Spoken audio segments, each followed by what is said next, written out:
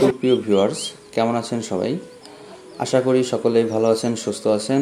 সাথে আছি আমি হৃদয়। আর আমি আছি এই মুহূর্তে হরিরামপুর উপজেলার অন্তর্গত আন্ধারমানিক খেয়াঘাটের মৎস্য আড়তে। মানিকগঞ্জের মধ্যে জনপ্রিয় মৎস্য আড়তের মধ্যে অন্যতম এটি, কারণ পদ্মা নদীর তীরে হওয়ায় এখানে নদীর মাছের সমাহার সব থেকে বেশি। এই আড়তটি শুরু হয়ে থাকে প্রতিদিন সকাল 6টা থেকে, মোটামুটি 6টা থেকে 7:30টার মধ্যেই শেষ হয়ে থাকে।